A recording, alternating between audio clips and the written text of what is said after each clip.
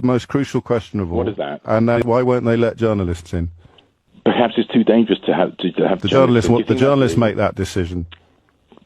Journalists make that decision. No, but it's for the military authority to decide whether it's prudent, given their military operations. And then 2 minutes ago, you were reminding me that there are Palestinian journalists there. Yes, there are. There are. Yeah, so why won't they let foreign correspondents who are absolutely chomping at the bit to get into Gaza, get into Gaza? You know that. I know that. No. We know what the answer is. We know that it's because Israel cannot countenance what would actually be reported. What, hiding arms in maternity wards? No, because they can't let journalists in, because if they did, you wouldn't be able to come on the radio and tell lies like that. A lie of finding arms and finding munitions in a maternity ward, is that a lie? Well, you tell me the journalists that have reported that. No, you've just bold-faced said it was a lie. So obviously you have evidence. You tell me the journalists that have. You tell me the journalists that have reported that. You tell me the journalists that have reported that, or have you taken that from the same people that killed the 3 British aid workers yesterday?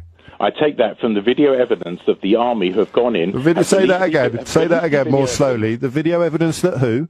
The video evidence from the Israeli army, from lady soldiers. So there we are.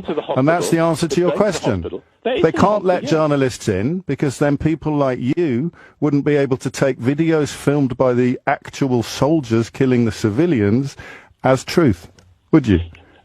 Well, from your position, James, anything Israel says is obviously always going to be wrong. Which is why you need independent journalists in there. Which is why you need independent journalists in there, Trevor. You see it now, finally.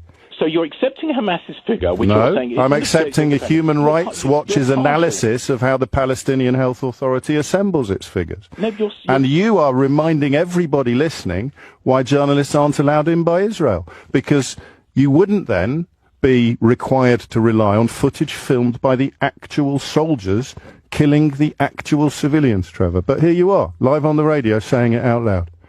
James, you're very good at contorting, distorting. I'm not, Trevor. I'm very good at holding up mirrors and repeating people's words.